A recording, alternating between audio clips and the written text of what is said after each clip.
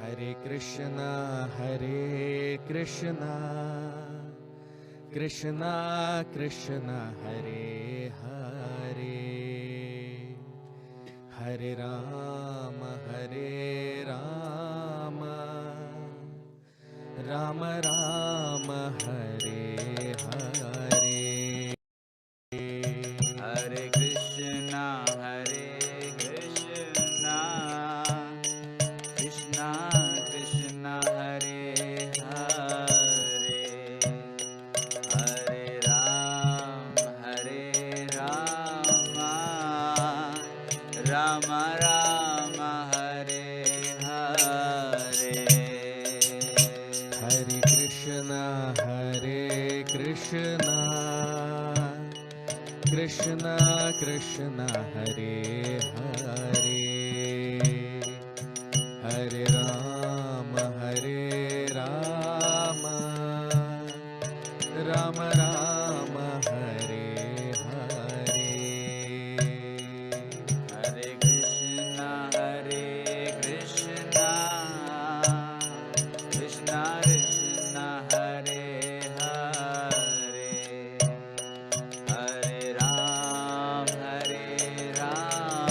Rama, Rama Rama, Hare Hare. Hare Krishna, Krishna Krishna Hare Hare, Hare Rama, Rama Rama, Hare Hare. Hare Krishna,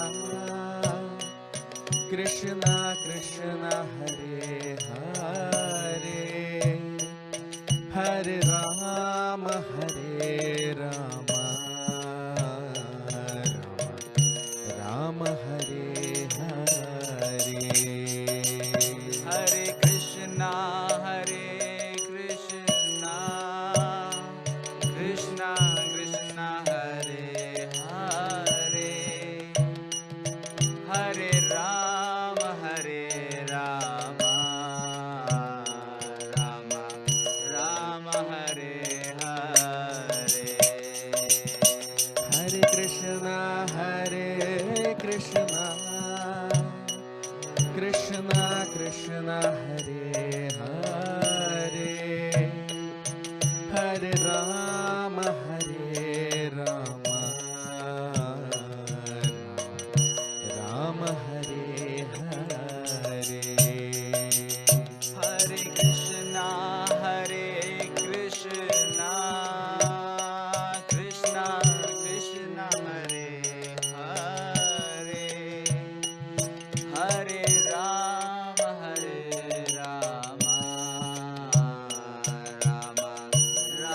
Hare Hare.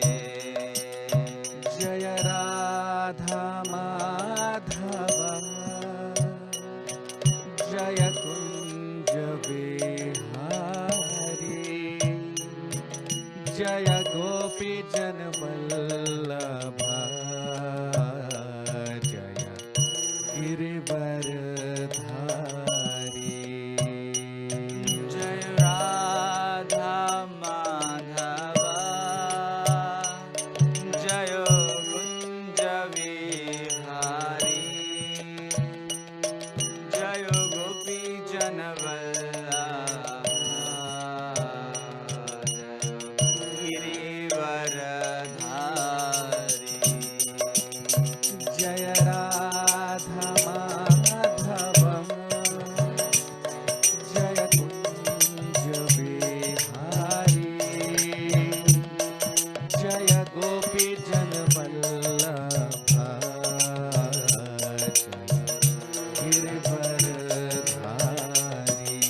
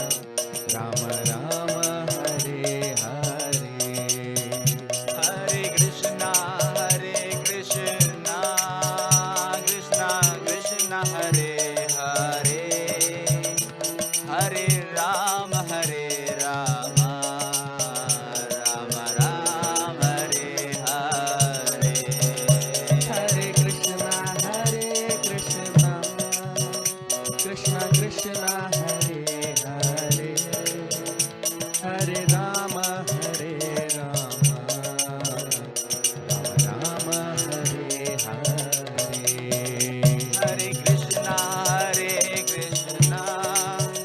Krishna Krishna Hare Hare Hare Rama Hare Rama Rama Rama Hare Hare Hare Krishna Krishna Krishna Hare Hare Hare Rama Rama Rama Hare Hare Hare Krishna Krishna Krishna Hare Hare Hare Rama Rama Rama Hare Hare जय जगन्नाथ बलदेवा सुभद्रा मैया सुदर्शना जय जगन्नाथ बलदेवा जय सुभद्रा मैया जय निताई गौरंगो निताई गौरंगो निताई गौरंगो निताई गौरंगो जय निताई गौरांगो निताई गौरांगो निताई गौरांगो जय निताई गौरांगो हरि बोल हरि बोल हरि बोल हरि बोल हरि बोल हरि बोल हरि बोल हरि बोल जय जय प्रभुपाद प्रभुपाद प्रभुपाद प्रभुपाद जय जय Prabhupada Prabhupada Prabhupada Prabhupada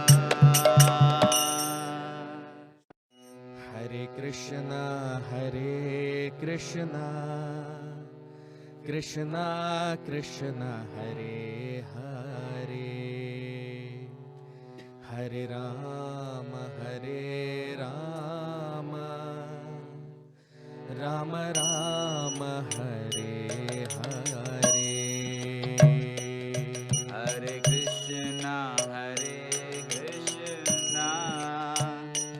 Krishna Krishna Hare Hare Hare Ram Ram Ram Hare Hare Hare Krishna Krishna Krishna Hare Hare Hare Ram Ram Ram Hare Hare Hare Krishna Krishna Krishna Hare Hare Hare Ram Ram Ram Hare Hare Hare Krishna Krishna Krishna Hare Hare Hare Ram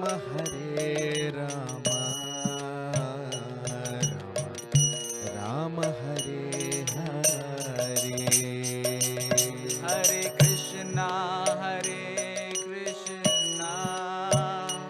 Krishna Krishna Hare Hare Hare Ram Ram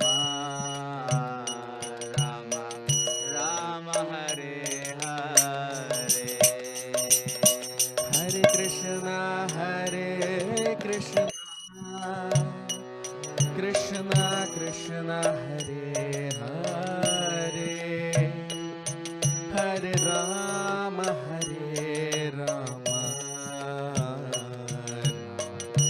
Ram Hare Hare Hare Krishna Krishna Krishna Hare Hare Hare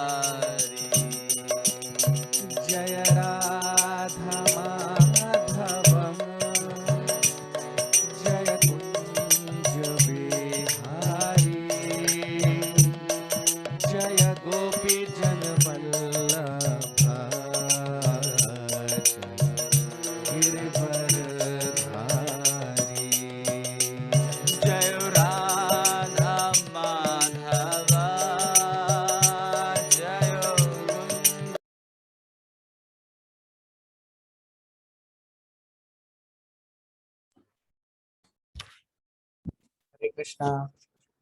So, very warm welcome to all of you for today's session on the Srimad Bhagavatam.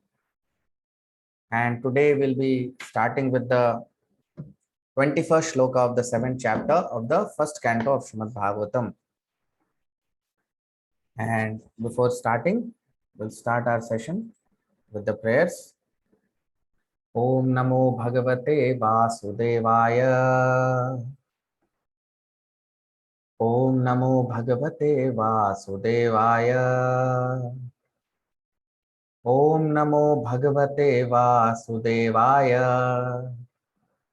Narayanam Namaskritya Naran Chaiva Narottamam Devim Saraswatim Vyasam Tato Jayamudirayet Nashtaprayeshva Bhadreshu Nityam Bhagavata Sevaya Bhagavati Uttama Shloke Bhaktir Bhavati Nashtiki. So yesterday we were seeing Sri Suta Goswami is talking about that how the Pandavas, their children, the 5 sons of the Pandavas, were beheaded by the son of Dronacharya, Ashwathama, because he wanted to please Duryodhan. So to please Duryodhan, because Duryodhan was attacked by Bhim and his spine was broken by the club of Bhim. So Ashwathama, he wanted to take revenge and he wanted to please his master Duryodhan. And to do that, he chopped off the heads of the 5 sons of the Pandavas, which really infuriated Arjun. And Arjun was chasing Dronacharya to punish him because Draupadi was crying. And Arjun said that till I bring the head of Dronacharya, the son of Dronacharya, till I bring the son of Ashwathama, and till then I'll not give fire to my sons' bodies. And only when you stand on the head of the Ashwathama's head, then you can take bath on that head. So this is what is happening. And then Arjun started chasing Ashwathama. And Ashwathama, in fear of Arjun, because now he knew that he'll be killed by Arjun, so he released the nuclear weapon called Brahmastra after chanting the mantras. Now let us see what happens today. So we'll start with text 21, shloka number 21.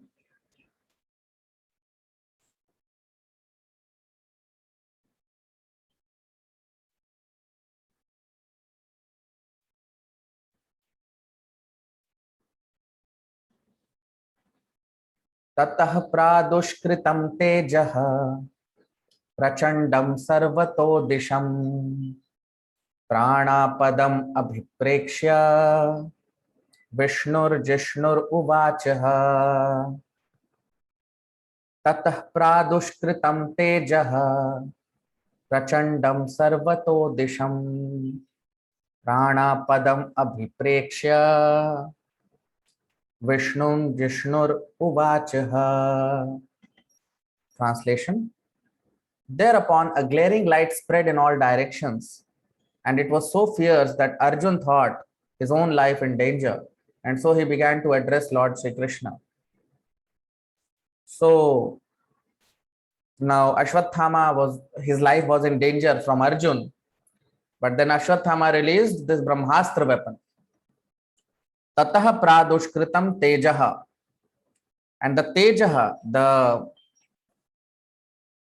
the teja, the effulgence, or you can say the glaring effulgence, which was coming out of the weapon called Brahmastra.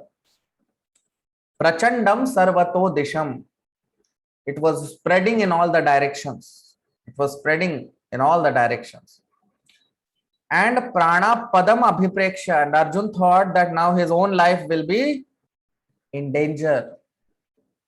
So Vishnur Jishnur Uvachaha. So Vishnu is Lord Krishna, and Jishnu is the devotee of Lord Vishnu, who is Arjun. So Arjun started speaking to Lord Krishna. You see, this is the tendency of devotees. They are always dependent on the Lord, and if any difficult situation comes, because they have a relationship with Krishna, because they love Krishna, and because Krishna loves them, so they can always take shelter of the Lord whenever there is some difficulty, and Arjun is doing that.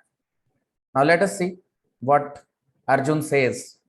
So Arjun started speaking to Lord Krishna after he found that his life is in danger because Ashwathama has released Brahmastra weapon. Now text 22, shloka number 22. Arjuna uvacha Krishna Krishna Mahabaho Bhaktanam abhayankara Tvameko dahyamananam apavargosi samsrite. Arjuna uvacha Krishna Krishna Mahabaho Bhaktanam abhayankara Tvameko dahyamananam apavargosi samsrite. Translation. Arjun said, O my Lord Sri Krishna, you are the almighty personality of Godhead. There is no limit to your different energies. Therefore, only you are competent to instill fearlessness in the hearts of your devotees. Everyone in the flames of material miseries can find the path of liberation in you only. Now Arjun is glorifying Krishna. He is offering prayers to Lord Krishna. So because Arjun is in danger, he finds himself in danger of his life. So he has no one to take shelter. Whom will the devotees take shelter? Because they surrendered to the Lord. So Arjun is taking shelter of Krishna. So what is Arjun saying here? He's saying Krishna Krishna Mahabaho. 2 times he's using the word Krishna. Why? Because Arjun is aware, and he's basically now he's requesting Lord Krishna. So when you are fearful, sometimes you chant the name 2 times.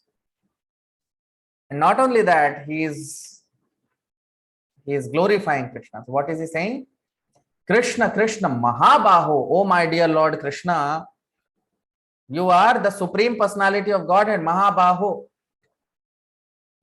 And Bhaktanam Abhayankaraha.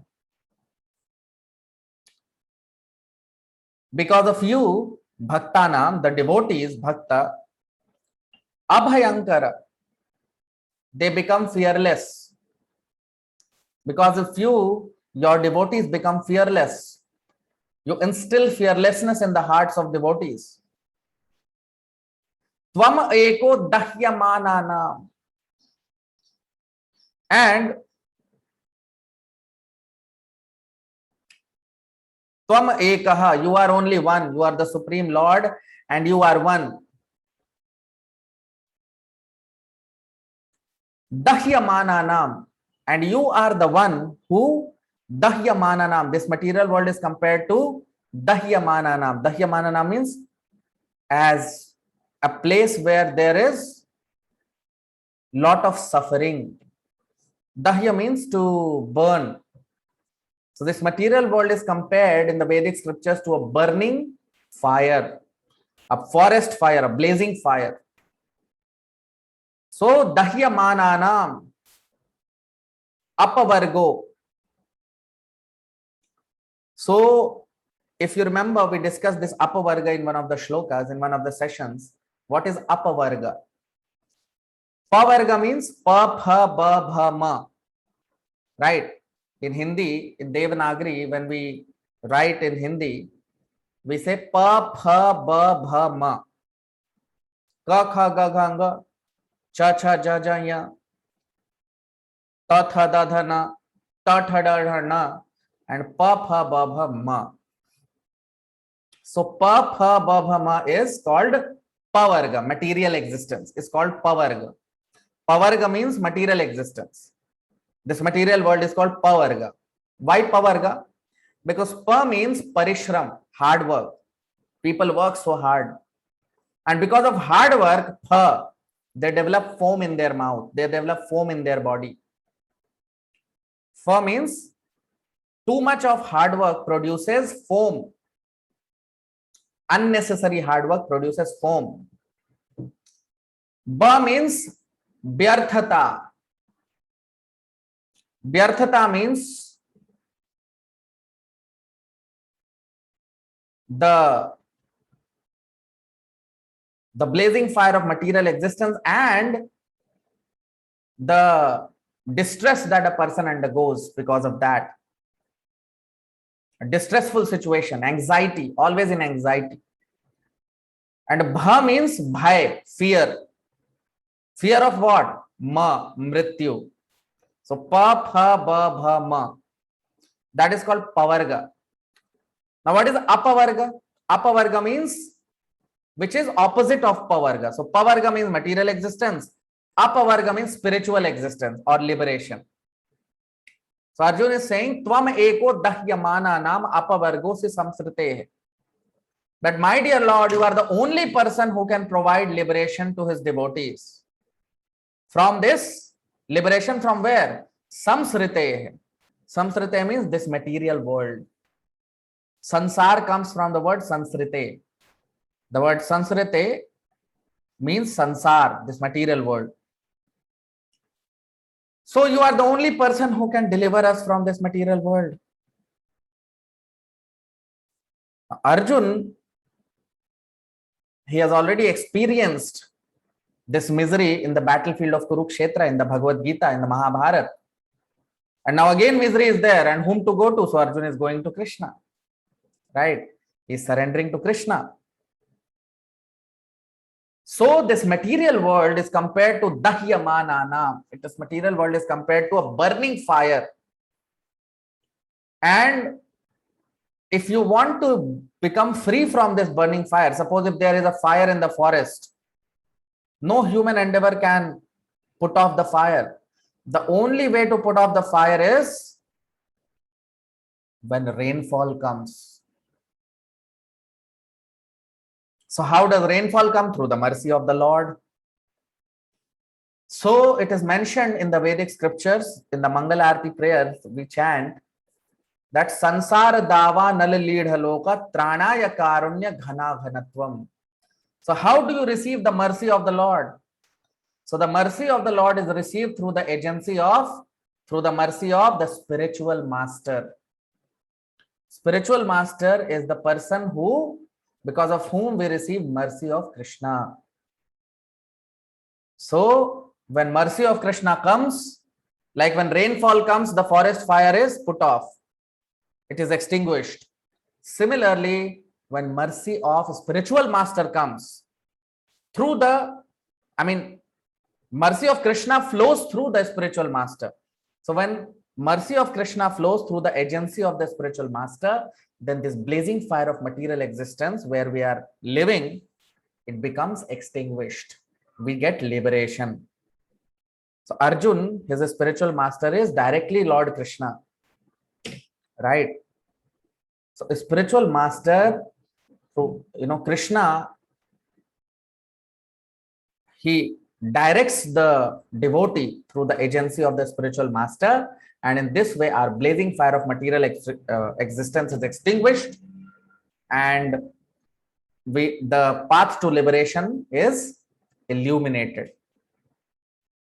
So that is why here now Arjun, he is surrendering to Lord Krishna, he is coming to Lord Krishna, he is requesting Lord Krishna, he is praying to Lord Krishna that you are the only one who can liberate us from material existence. And he is basically he is coming to Krishna for help.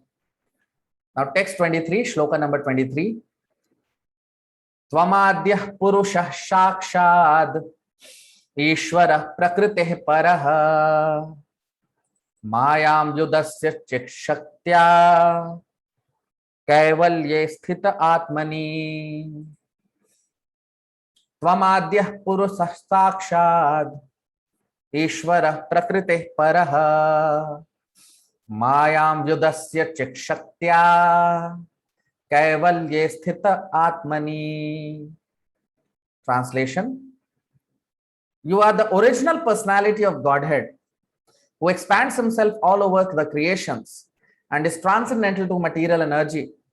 You have cast away the effects of material energy by dint of your spiritual potency. You are always situated in eternal bliss and transcendental knowledge. Now Arjun is using these words for glorification of Lord Krishna. So what is he saying? Tvam adyah purushah sakshad. Tvam adyah purushah. You are adyah purusha. You are the original. Adya means Adi, the original purusha, original personality. Sakshad Ishwarah. You are the original person, and Sakshad Ishwar. You are directly the supreme personality of Godhead, Krishna. Ishwar, you are God. And Prakriteh para, you are beyond Prakriti, you are beyond material nature. Paraha means beyond or who transcends. So you are Ishwara Prakriteh Paraha. You are beyond this material Prakriti. You are transcendental to this material Prakriti. Mayam Vyudasya Chit Shaktya. And Mayam Vyudasya. You remove the effects of Maya by your Chit Shakti. You see, Krishna is called as Satchidananda Vigraha. Sat Chit Ananda. What is Sat Chit Ananda? So Sat is the eternality of Krishna, eternal position of the Lord. Chit means the internal potency of the Lord, or the eternal knowledgeable potency of the Lord. So by the power of Krishna's Chit potency, Mayam Vyudasya, you see on your screen the shloka, Mayam Vyudasya, Maya is nullified, Maya is destroyed. This material world, the effect of Maya, the effect of this material world is destroyed. Kaivalye sthita atmani. And my dear Lord, you are always situated in your own blissful position. Chit Kaivalye sthita atmani. You are situated in your pure, eternal, spiritual, blissful position. You see? So Arjuna is telling Lord Krishna that Krishna, you are Sakshad Purusha, Ishvara Prakrite Para. You are Ishwar and you are beyond Prakriti. and you reduce the effect of this material nature in our life. So that is why Krishna in the Vedic scriptures is said that Krishna Surya Sama Maya Haya Andhakar, Yaha Krishna Taha Nahi Maya Radhikar. So Krishna is compared to Surya. Krishna is Surya. Krishna Surya Sama. Suppose if there is darkness, why there is darkness? Because of lack of light, lack of sunlight. The moment you have light at that place, the moment there is illumination, when there is light, there cannot be darkness. It's impossible for darkness to exist where there is light. Similarly, it's impossible for night to exist if there is sun, isn't it? So, Maya Vyudasya Chit Shaktya Kaivalya Sthita Atmani. So, Krishna is compared to sun and Maya is compared to darkness. And as soon as there is sun, there cannot be darkness. It's impossible. So that is why Arjuna is saying that, my dear Lord Krishna, because of your mercy, because of your potency, you remove the darkness in our life. You remove the darkness of ignorance and Maya in our life. Because you are the Supreme Personality of Godhead and you cast aside the effect of Maya from our life. So, darkness exists because, of course, because of sun. When sun is not there, darkness will be there. But, of course, one of the reasons of the darkness is sun. You know, darkness cannot exist without sun. Right? If sun does not set, how will there be darkness? Isn't it? So, but darkness is the perverse, it's a pervertive effect of the sunlight. It's opposite of the sunlight. It's perversion of sunlight. Right? So that is why darkness also, sun is one of the reason of darkness. In fact, sun is the reason of darkness. But perverse. But it's a perverse effect of the sunlight, right? So that is why Maya also, the root cause is Krishna only. But when Krishna is not within our heart, when we are not conscious of Krishna, then we are in Maya. And that's what Arjuna is telling here. That Krishna, you remove Maya from our life because of your presence. When you are present, Maya cannot exist. That's what Arjuna is saying. Maya Vyudasya Chit Shaktya. By your Chit potency, you remove the effect of Maya from our life. So, like darkness is a perversion of sunlight. Similarly, Maya is perverted form of spiritual world, which Krishna talks about in the 15th chapter of the Bhagavad Gita, where he talks about the tree. He says that Ashvatham Prahuravyayam, in the 15th chapter, the first shloka, Krishna talks about it. That this material world is inverted form of the spiritual world. That means spiritual world is reality, material world is illusion, darkness.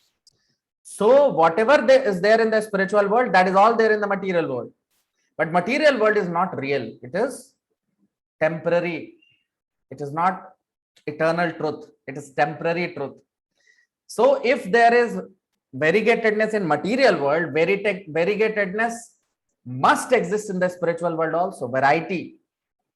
It's not that variety is here and there is not variety. No. How can it be? Spiritual world is the cause of this material world. So if variety is here, that means variety has to be there also. There it may be much more, everything is much more variegated. Much greater variegatedness is present in the spiritual world.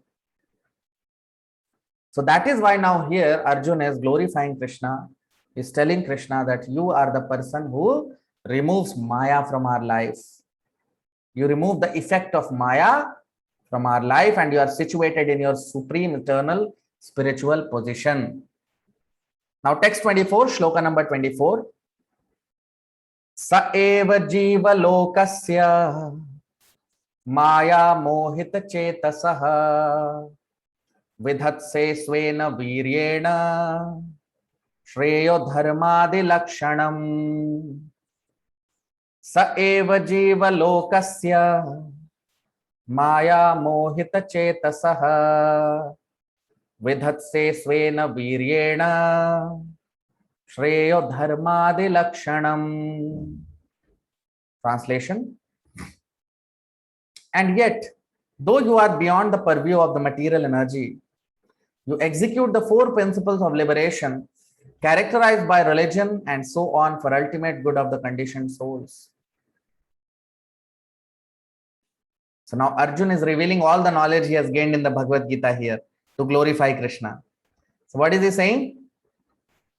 That saeva jiva lokasya maya mohita chetasaha saeva jiva lokasya. So the jivas or the living entities in this lokasya, in this material world, jiva lokasya, jiva means we living entities, lokasya, in this material world, maya mohita chetasaha, we are all mohit, we are all enamored, we are all bewildered by this maya,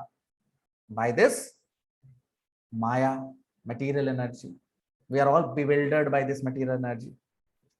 And vidhatse svena viryena, but you, Krishna, svena viryena, svena means by your own virya. Virya means by your own power, by your own strength. Virya means powerful situation or strength of Lord Krishna, or you can say by the influence of the spiritual potency of Lord Krishna. So Arjuna is telling vidhatse svena viryena, so by your own strength, by your own influence, my dear Lord, you shreyo dharmadi lakshanam, you show us the path of dharma. You see, by your own influence, by your own potency, you appear in this material world and you give us dharma adi lakshanam. You show us the real path of dharma, the real path of religion. What is religion? Now here Arjuna is saying dharma adi lakshanam. You show us the path of religion by your own potency. But then what is religion? What is the meaning of religion? Religion means science of God. Right? Religion means science of God. That is called dharma. So Arjuna is saying that, my dear Lord, we are all bewildered in this material world and you are transcendental to this material world. Right? So that is why, because you are transcendental to this material world and all the living entities here in this material world are bewildered by the influence of material energy or maya. So you show us the path of religion by your own influence. You appear here in this material world, you incarnate, you take avatar in this material world, and you deliver us by showing us the path of dharma lakshanam, by showing us the path of dharma, by telling us the science of God. So dharma means the science of God.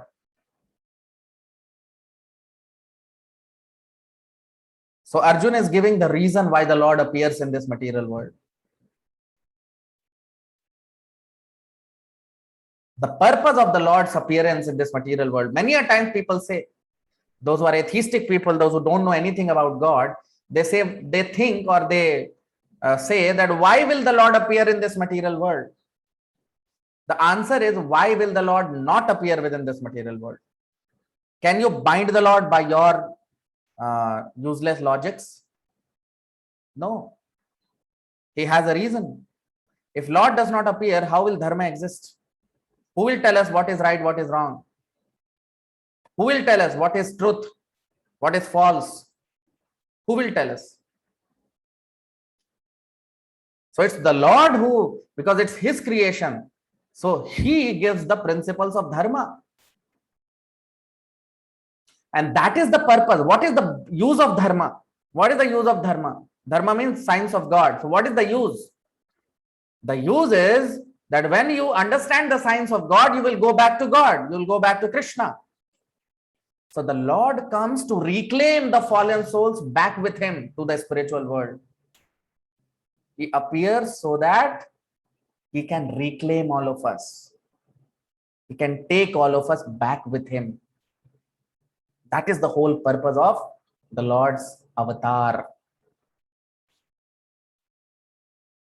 Right? So that's what Krishna is all about. That's why the Lord is the most merciful.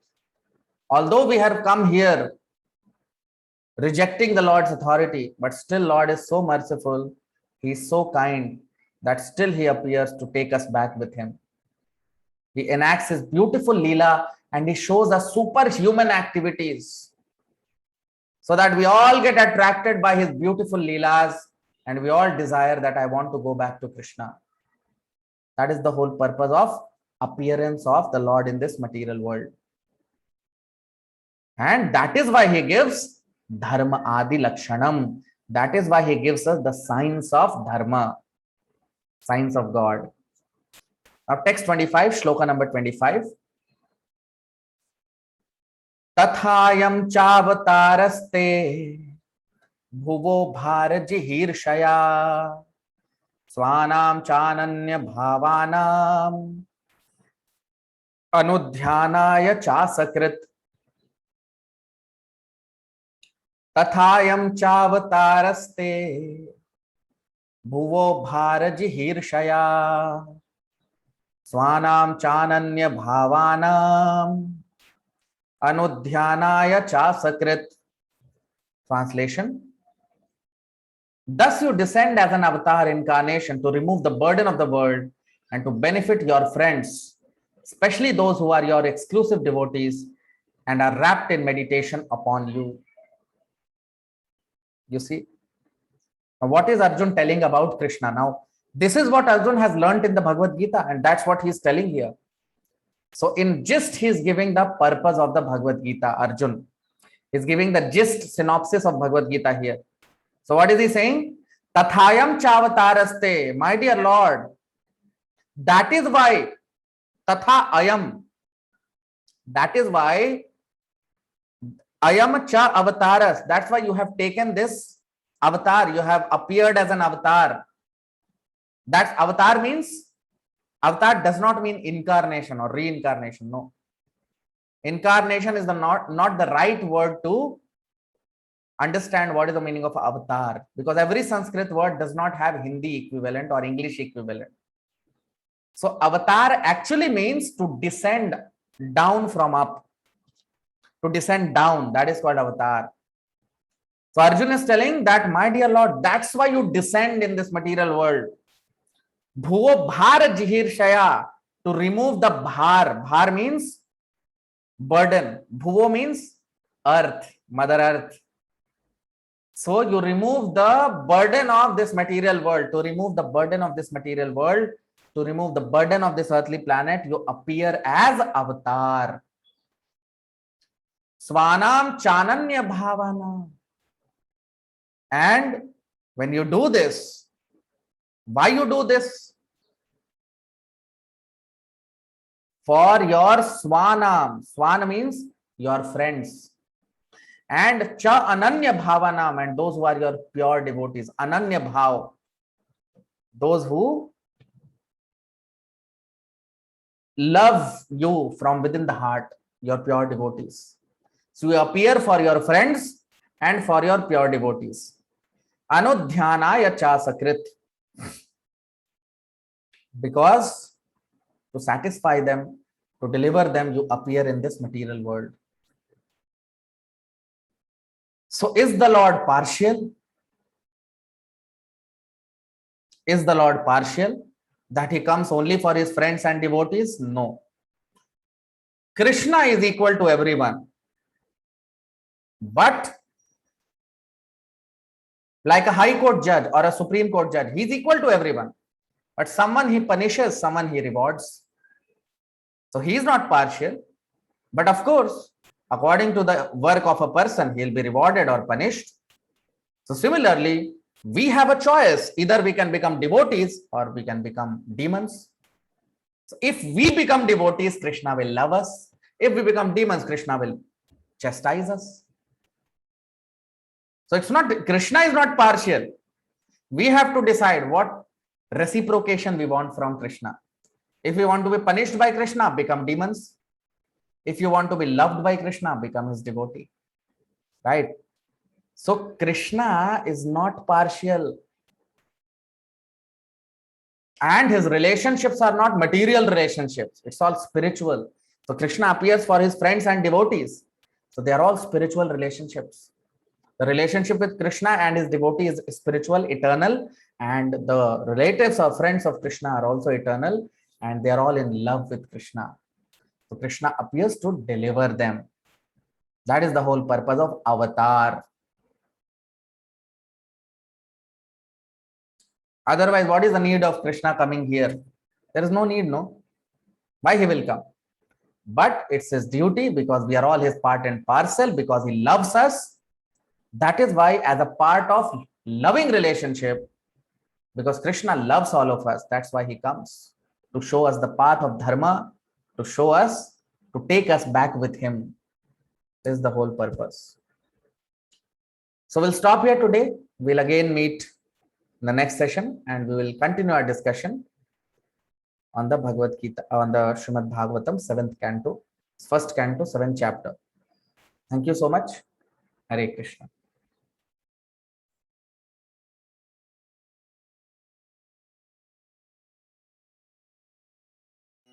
Hare Krishna, Krishna Krishna Hare Hare, Hare Ram Hare Rama, Rama Rama Hare Hare. Hare Krishna, Hare Krishna, Krishna Krishna, Hare Hare, Hare Rama, Hare Rama, Rama Rama, Hare Hare. Hare Krishna, Hare Krishna, Krishna Krishna, Hare Hare, Hare Ram, Hare Rama, Rama Rama, Hare Hare. Hare Krishna, Hare Krishna, Krishna Krishna, Hare Hare, Hare Rama, Hare Rama, Rama Hare Hare.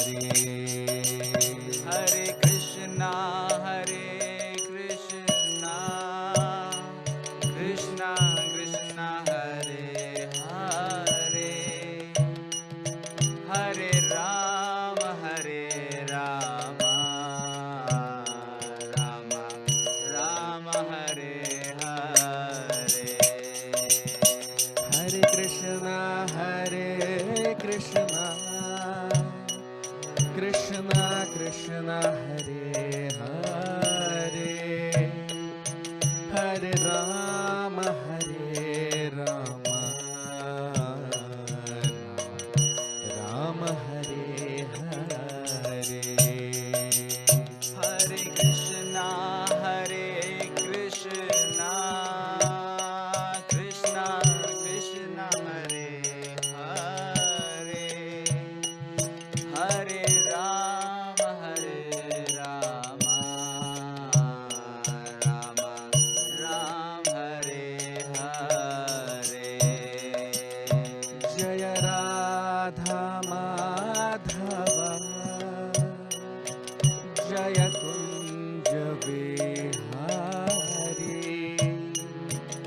जय गोपी जन वल्लभा जय गिरिवरधारी जय राधा माधवा जय कुंज विहारी जय गोपी जन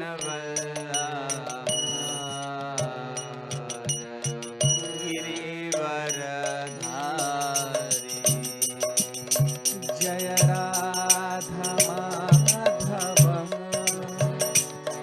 जय कुंज बिहारी जय गोपी जन वल्लभा जय गिरिवरधारी जय राधा माधवा जय कुंज विहारी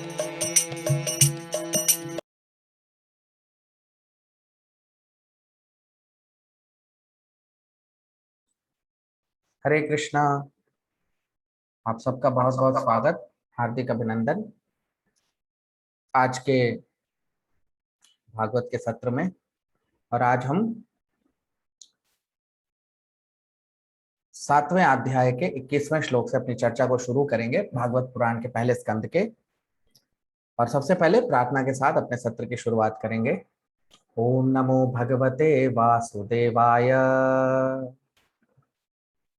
ओम नमो भगवते वासुदेवाय। ओम नमो भगवते वासुदेवाय। नारायणं नमस्कृत्य नरं चैव नरोत्तमं देवीं सरस्वतीं व्यासं ततो जयमुदीरयेत्। नष्टप्रायेष्व भद्रेषु नित्यं भागवत सेवया भगवति उत्तम श्लोके भक्तिर्भवति नैष्ठिकी।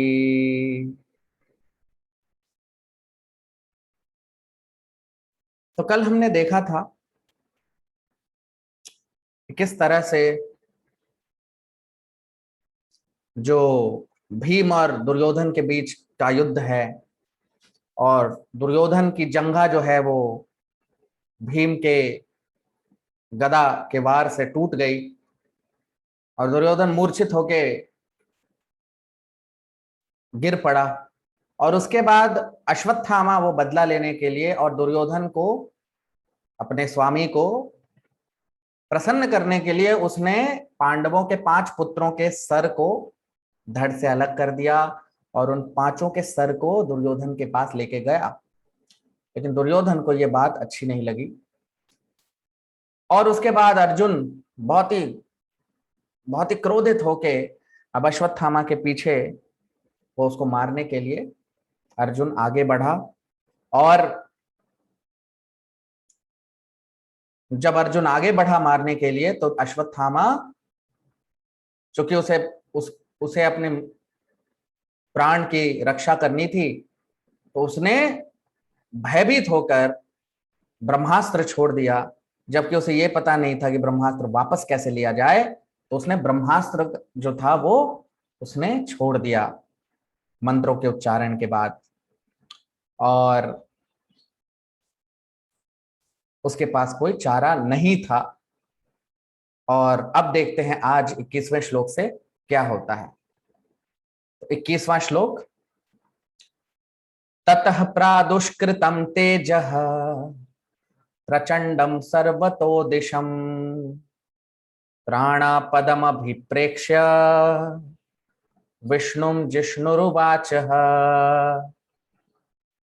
ततः प्रादुष्कृतं तेजः प्रचंडं सर्वतो दिशं प्राणपदमभिप्रेक्ष्य विष्णुं जिष्णुरुवाचः। ट्रांसलेशन, अनुवाद। Thereupon a glaring light spread in all directions, and it was so fierce that Arjun thought his own life was in danger. And so he began to address Lord Shri Krishna. अब हम इसका अनुवाद देख लेते हैं हिंदी में। अर्जुन क्या कर रहा है। तो अर्जुन, तो अनुवाद, इसके बाद एक बहुत ही भयंकर रोशनी पूरे आकाश में फैल गई और वो इतनी भयानक थी कि अर्जुन को लगा कि उसके प्राण भी खतरे में है। और वो भगवान कृष्ण को अब ये प्रार्थना करने लगा। तो अब भक्त क्या करे। अब अर्जुन आप देखिए यहां पे क्या हो रहा है। सॉरी, अब 21वें श्लोक में क्या हो रहा है। तो ततः प्रादुष्कृतम तेजः, तो ये तेज इतना भयंकर भयानक तेज निकला इस ब्रह्मास्त्र से कि प्रचंडम सर्वतो दिशम, बहुत ही प्रचंड प्रकाश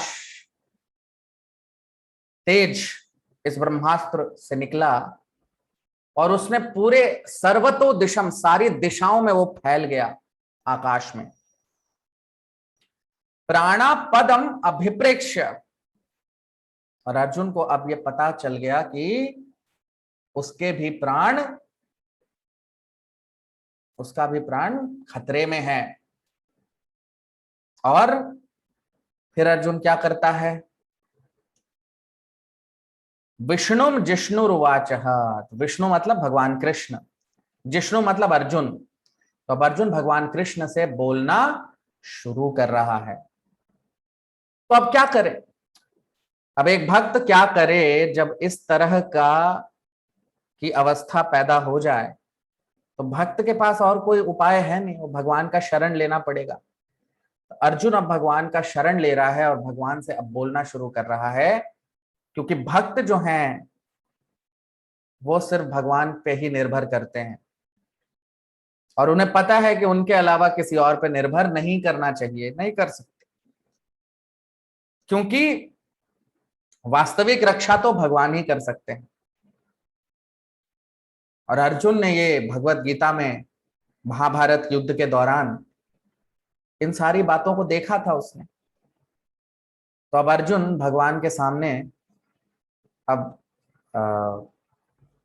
जब वो देख रहा है कि मेरी मृत्यु का उसे भय जब दिख रहा है उसे, तो वो अब भगवान को बोलना शुरू कर रहा है। अब देखते हैं अर्जुन भगवान से क्या बोलता है। 22वां श्लोक। अर्जुन उवाच कृष्ण कृष्ण महाबाहो भक्तानामभयंकर त्वमेको दह्यमानानाम् अपवर्गोऽसि संसृतेः। कृष्ण कृष्ण महाबाहो भक्तानामभयंकर त्वमेको दह्यमानानाम् अपवर्गोऽसि संसृतेः। Translation, अनुवाद। Arjun said, "O my Lord Shri Krishna, you are the almighty personality of Godhead. There is no limit to your different energies. Therefore, only you are competent to instill fearlessness in the hearts of your devotees. Everyone in the flames of material miseries can find the path of liberation in you only." अब हम इसका अनुवाद देख लेते हैं हिंदी में। तो अर्जुन कह रहा है कि हे मेरे प्रिय कृष्णा, आप ही परम पुरुषोत्तम भगवान हैं। आपकी शक्तियों का कोई अंत नहीं है और सिर्फ आप ही सक्षम हैं अपने भक्तों के हृदय में भय को नष्ट करने के लिए। और जो भी इस भौतिक जगत के अग्नि में फंसा हुआ है वो सिर्फ आपके ही चरण कमलों में उसे मोक्ष का मार्ग दिखता है। अब आप देखिए अर्जुन क्या कह रहा है। तो अर्जुन कह रहा है कि कृष्ण कृष्ण महाबाहो, कृष्ण कृष्ण महाबाहो। जब हम बहुत भयभीत हो जाते हैं तो कई बार 2 बार नाम लेते हैं ना, तो अर्जुन भी ऐसे ही 2 बार नाम ले रहा है, कृष्ण कृष्ण महाबाहो। हे कृष्ण महाबाहो, परम पुरुषोत्तम भगवान, भक्ता नाम अभयंकरः, भक्तों के जो भय हैं भक्तों के हृदय में जो भय है उसको आप नाश करते हो, आप उसका नाश करने वाले हो। आपकी वजह से भक्त अभय कहलाते हैं, क्योंकि भक्तों को कोई भय नहीं होता आपकी कृपा से। त्वम एको दह्यमाना नाम, सिर्फ आप ही, त्वम एकः, एकः मतलब एक ही, बस आप। त्वम एको दह्यमाना नाम, तो ये भौतिक जगत जो है, दह्य, दह्य का मतलब जल जाना या आग लगना, तो दह्यमाना नाम, तो ये जो भौतिक जगत है इसे अग्नि से तुलना की गई है, अर्जुन यहां कर रहा है। और भी कई शास्त्रों में यह तुलना है, हम जो मंगल आरती गाते हैं सुबह, उसमें भी यही है तुलना। तो भक्ता नाम अभयंकरः त्वमेको दह्यमाना नाम, तो ये जो भौतिक जगत है ये तो अग्नि के जैसा है। त्वम एको, लेकिन आप ही एक हैं।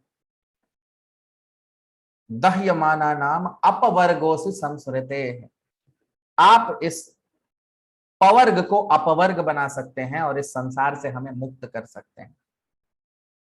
तो अगर आपको ध्यान हो, हमने कुछ सत्र पहले पवर्ग और अपवर्ग की चर्चा की थी। पवर्ग क्या होता है?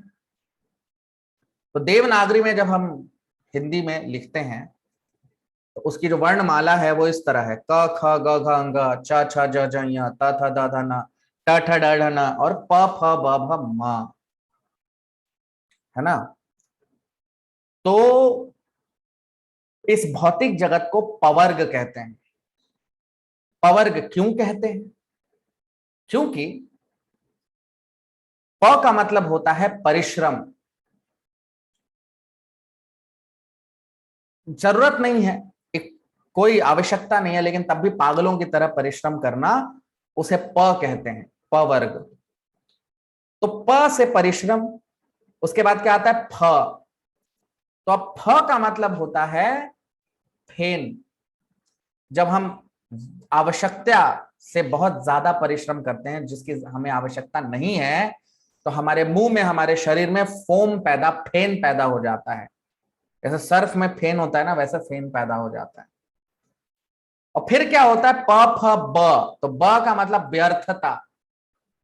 तो व्यर्थ में हम चिंता शुरू हो जाती है हमारी, तकलीफ, चिंता, परेशानी, बुढ़ापा, बीमारी, ये सब हमारी शुरू हो जाती है। और फिर भ, प फ ब, भ, तो भ का मतलब भय। हम सबको भय है इस भौतिक जगत में। किसका भय है? मृत्यु का। मृत्यु का भय सभी को है। तो भ, भ का मतलब भय। और भय क्यों है? म, प फ ब भ, म, म मतलब मृत्यु की वजह से, जिससे कोई बच नहीं सकता। तो इसीलिए इस भौतिक जगत को पवर्ग बताया गया है। तो अपवर्ग क्या हुआ? अपवर्ग इसका उल्टा हुआ। अपवर्ग का मतलब, भौतिक जगत का मतलब पवर्ग, तो आध्यात्मिक जगत का मतलब अपवर्ग। तो आध्यात्मिक जगत का मतलब मोक्ष की प्राप्ति, तो अपवर्ग का मतलब मोक्ष। तो अर्जुन वही कह रहा है कि हे कृष्ण भगवान महाबाहो, भक्ता नाम अभयंकर, सारे भक्त आपकी वजह से भय से मुक्त हो जाते हैं। त्वम एको दह्यमानानम, क्योंकि आप ही एक हैं जो इस जंगल की आग, तो भौतिक जगत को दह्यमाना नाम, एक जंगल की आग से तुलना की गई है। क्योंकि जंगल की आग जो होती है उसे कोई इंसान बुझा नहीं सकता। अगर उसे बुझाना है तो सिर्फ वर्षा, जब वर्षा आएगी तभी उसे बुझाया जा सकता है। तो भौतिक जगत में ये वर्षा किस तरह आती है? भौतिक जगत को भी जंगल की आग से तुलना की गई है, हम सब इसमें फंसे हुए हैं। तो इसमें वर्षा किस, वर्षा का मतलब क्या होता है भौतिक जगत में? तो वर्षा का मतलब होता है गुरु की कृपा। गुरु जो हैं, भगवान जो रास्ता हमें दिखाते हैं वो हमें गुरु के माध्यम से पता लगता है।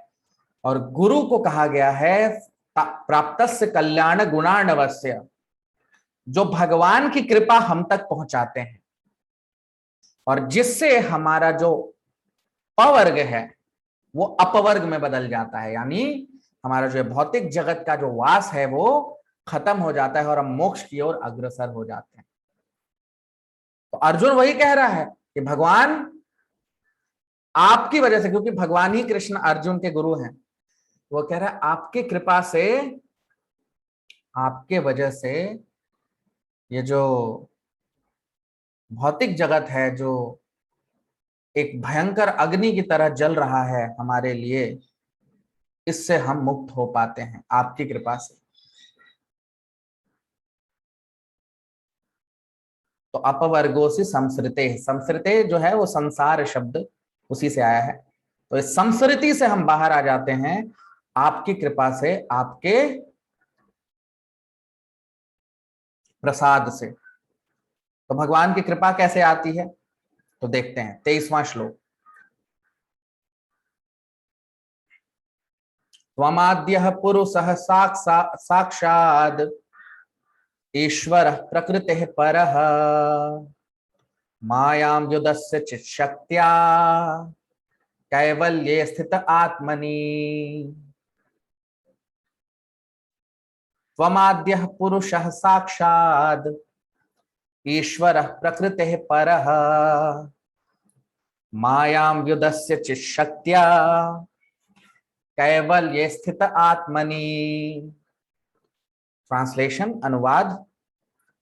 You are the original personality of Godhead who expands himself all over the creations and is transcendental to material energy.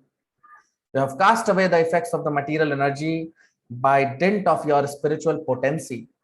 You are always situated in eternal bliss and transcendental knowledge. अब हम इसका अनुवाद देख लेते हैं हिंदी में। अर्जुन क्या कह रहा है? तो अर्जुन कह रहा है कि आप ही परम पुरुषोत्तम भगवान हैं जो पूरे जगत में विस्तार किया हुआ है जिन्होंने, और आप इस प्रकृति से ऊपर हैं, परे हैं। आप इस भौतिक जगत की माया को हमसे दूर करते हैं अपनी शक्ति से, और आप हमेशा अपने सच्चिदानंद रूप में स्थित हैं। अब आप देखिए, त्वमाद्यः पुरुषः साक्षात्, त्वम आद्यः, त्वम आदि पुरुषः। तो आप देखिए अर्जुन भी क्या कह रहा है भगवान को, आदि पुरुष। ब्रह्मा जी ने भी कहा है ब्रह्म संहिता में, अर्जुन भी कह रहा है कि त्वम आद्यः पुरुषः साक्षात्, भगवान आप आदि पुरुष हैं साक्षात। ईश्वरः प्रकृतिः परः, और आप साक्षात ईश्वर हैं।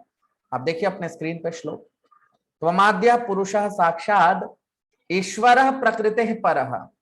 आप साक्षात ईश्वर हैं और प्रकृति पर, आप प्रकृति से परे हैं, आप प्रकृति से ऊपर हैं, दिव्य हैं। मायाम युदस्य चित् शक्त्या, और आप हमारे जीवन से माया के प्रभाव को खत्म करते हैं। माया युदस्य, किस तरह से? चित्त शक्त्या, अपनी चित्त शक्ति से। अब अगर आप सबको ध्यान हो तो हमने इसकी चर्चा की थी कि भगवान को सच्चिदानंद कहा जाता है। भगवान सच्चिदानंद है और भगवान की जो शक्ति है, 3 शक्तियां हैं जिसकी वजह से उन्हें सच्चिदानंद कहते हैं। सत, चित और आनंद। सत का मतलब शाश्वत सत्य, उनका जो भगवान का जो अस्तित्व है।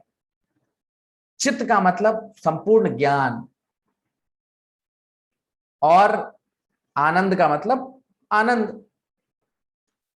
तो अर्जुन कह रहा है कि मायाम युदस्य चित् शक्त्या। आप देखिए, मायाम युदस्य चित्त शक्त्या, आप अपनी चित्त शक्ति की वजह से हमारे जीवन से माया को नष्ट कर देते हैं, माया के प्रभाव को नष्ट कर देते हैं।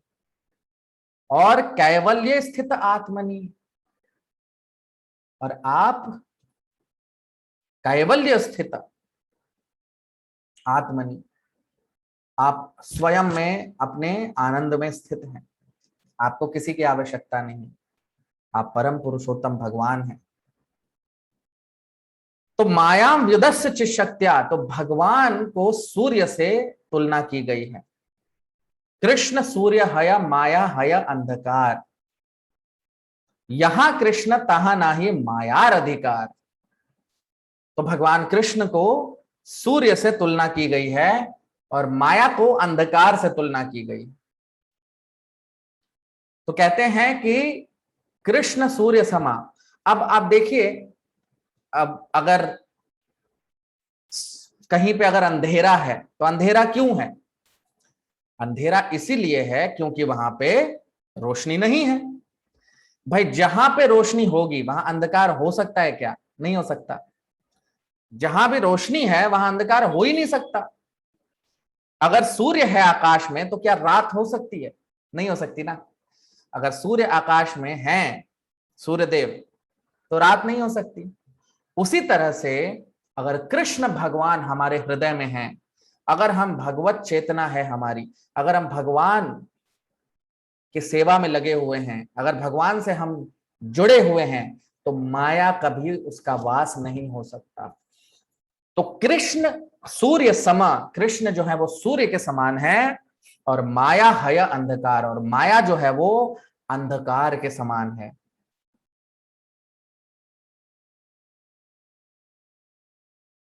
और यहां कृष्ण तहा नहीं माया अधिकार, जहां पे कृष्ण है वहां पे माया हो ही नहीं सकती। वही अर्जुन तो कह रहा है, आप देखिए श्लोक में, मायाम युदस्य चित शक्तिया, आप अपनी चित्त शक्ति से माया को हमारे जीवन से नष्ट कर देते हैं। तो इसीलिए कई बार लोगों को लगता है कि जो माया है, ये जो भौतिक जगत है, यही संपूर्ण है। नहीं, भौतिक जगत आध्यात्मिक जगत का प्रतिबिंब है। अगर आप देखें तो जो अंधकार है, जैसे सूर्य जब अस्त हो जाते हैं तो अंधकार तभी हो सकता है। तो अंधकार जो है वो सूर्य की विपरीत शक्ति है। इसका मतलब है उसके भी कारण सूर्य ही है, क्योंकि सूर्य जब अस्त होंगे तभी माया होगी। तो कहीं ना कहीं अंततः उसके कारण सूर्य ही है।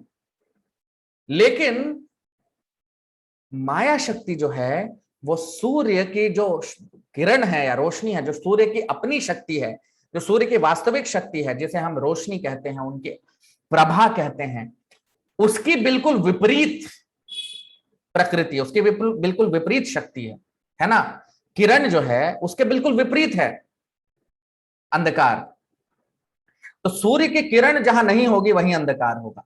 तो कहीं ना कहीं सूर्य ही उसके कारण है, लेकिन वो सूर्य के विपरीत है।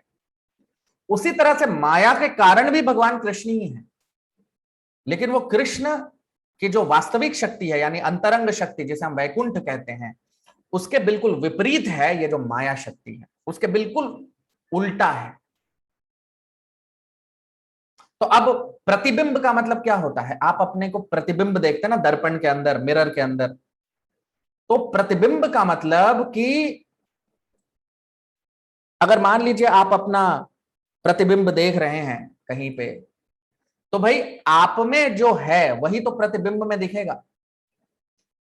तो ऐसा नहीं कि आध्यात्मिक जगत में जैसे यहाँ पे जीव जंतु हैं, अलग अलग तरह के जीव हैं, अलग अलग तरह के ग्रह हैं, तो ये जब प्रतिबिंब जो है, ये भौतिक जगत जो माया है, जिसका कोई अस्तित्व ज्यादा समय तक नहीं रहता, जब उसमें इतने विलक्षण जीव जंतु और सब कुछ हैं, तो क्या आध्यात्मिक जगत में नहीं होंगे? आध्यात्मिक जगत का ये प्रतिबिंब बताया है भगवान ने 15वें अध्याय के पहले श्लोक में। भगवान बता रहे ऊर्ध्व मूलम अधः शाखम अश्वत्थम प्राहुरव्ययम। ये जो भौतिक जगत है ये आध्यात्मिक जगत का प्रतिबिंब है, उल्टा। तो प्रतिबिंब में वही होगा जो वास्तविक वस्तु में होगा, है कि नहीं? तो वास्तविक जगत यानी आध्यात्मिक जगत में जो है उसी का तो प्रतिबिंब है यहाँ पे। तो ऐसा नहीं कि यहाँ पे कोई, यहाँ पे विलक्षण वस्तुएं हैं तो वहां नहीं है, नहीं, जो वहां है वही यहाँ है। तो वहां भी सारे जीव हैं, यहां भी हम सब जीव हैं। वहां भी अलग अलग तरह के जीव जंतु हैं, ग्रह हैं, तारे हैं, पेड़ पौधे, वसुधा, सब कुछ है, वैसे यहां भी है। लेकिन अंतर यह है कि ये उल्टा है, ये उसका एक प्रतिबिंब है, उसका एक अंधकार की तरह है, और आध्यात्मिक जगत जो है वो प्रकाश की तरह है। तो यहां कृष्णा तहा नाही मायार अधिकार।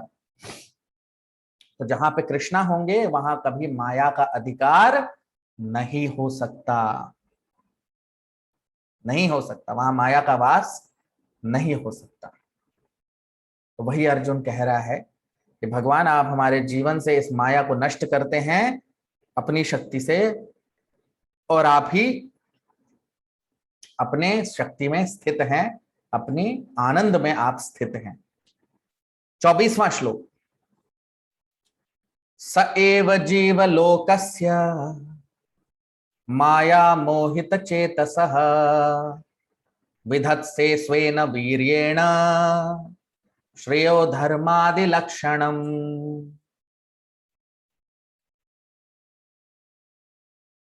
स एव जीव लोकस्य माया मोहित चेतसः विधत्से स्वेन वीर्येण श्रेयो धर्मादि लक्षणम्। ट्रांसलेशन, अनुवाद। And yet, though you are beyond the purview of the material energy, you execute the 4 principles of liberation characterized by religion and so on for the ultimate good of the conditioned souls. अब हम इसका अनुवाद देख लेते हैं हिंदी में, क्या बता रहे हैं अर्जुन। अर्जुन कह रहा है लेकिन उसके बाद भी आप इस भौतिक जगत से, माया से परे हैं, और आप ही के माध्यम से, आपकी शक्ति के माध्यम से आप हमें धर्म और उसके लक्षण के बारे में आप बताते हैं, हम सब के कल्याण के लिए।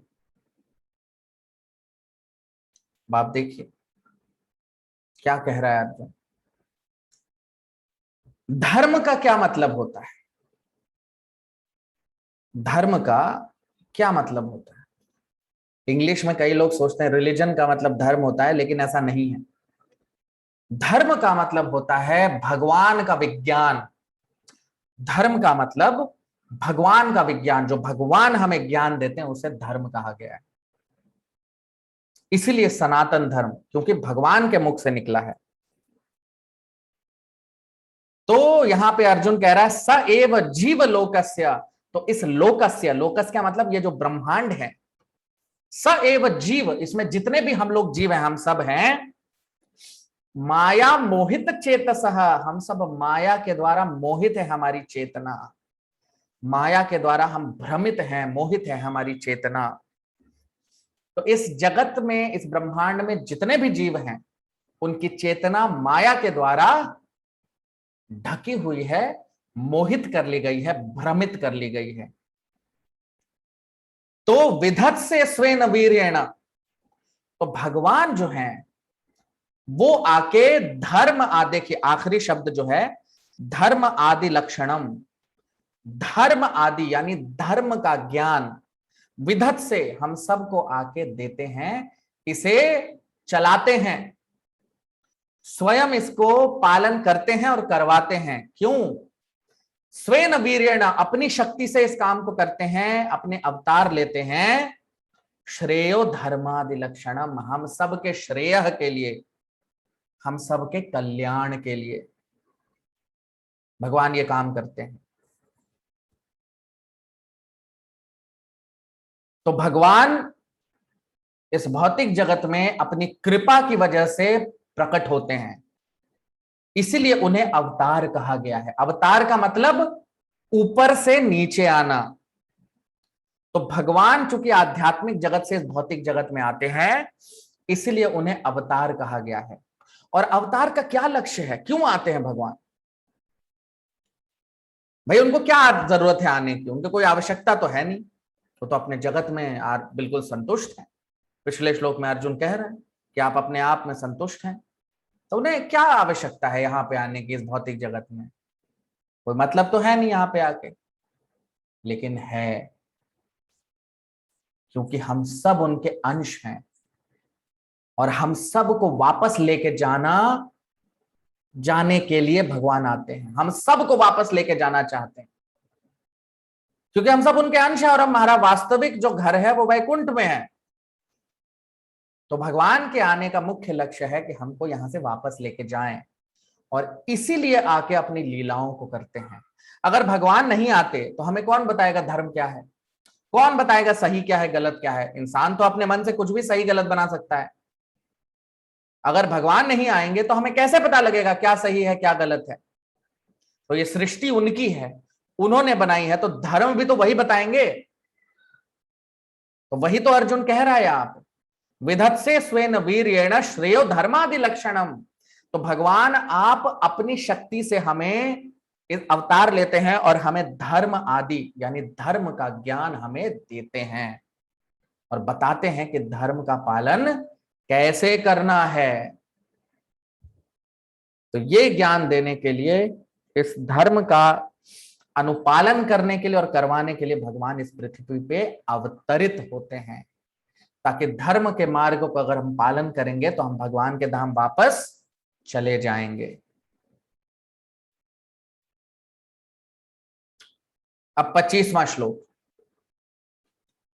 तथायं चावतारस्ते भुवो भारजिहीर्षया स्वानां चानन्य भावानां अनुध्यानाय चासकृत। तथायं चावतारस्ते भुवो भारजिहीर्षया स्वानां चानन्य भावानां अनुध्यानाय चासकृत।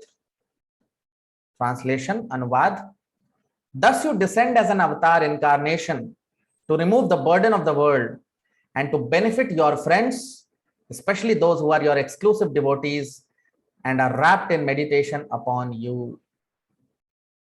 अब हम इसका अनुवाद देख लेते हैं हिंदी में अर्जुन क्या कह रहा है। अर्जुन कह रहा है और इसीलिए भगवान आप अवतार लेते हैं इस जगत के भार को दूर करने के लिए और अपने शुद्ध भक्त और अपने दोस्तों को इस जगत से मुक्त करने के लिए, जो आपके ध्यान में हमेशा रहते हैं, जो हमेशा आपका ध्यान करते रहते हैं। अब आप देखिए अर्जुन क्या कह रहा है, तथायम चावतारस्ते, तथा अयम च अवतारस्ते। आप देखिए अपने स्क्रीन पे श्लोक, इसीलिए भगवान आप अवतार लेते हैं। तथा अयम च अवतारस च अवतारस्ते, इसीलिए भगवान आप अवतार लेते हैं। भुवो भार जिहीर्षया, भुवो का मतलब ये भौतिक जगत या हम कह सकते हैं भूमि देवी और पृथ्वी। तो पृथ्वी का भार, भुवो भार जिहीर्षया, इस भार को कम करने के लिए, पृथ्वी के भार को कम करने के लिए। किससे? पाप से। पाप कर्म जब बढ़ जाते हैं तो भार बढ़ जाता है, तो उसको खत्म करने के लिए, पृथ्वी के भार को कम करने के लिए भगवान आते हैं, अवतार लेते हैं। और स्वानाम च अनन्य भावानाम, स्वानाम मतलब मित्र, भगवान के जो मित्र हैं कौन है वो लोग? च अनन्य भावानाम, जो अनन्य भाव से प्रेम से भगवान की भक्ति कर रहे हैं। अनुध्यानाय च सकृत, तो जो बड़े प्रेम के साथ, बड़े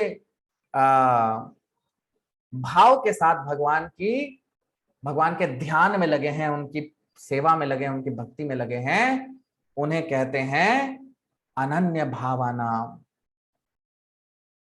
तो भगवान के आने का क्या प्रयोजन है?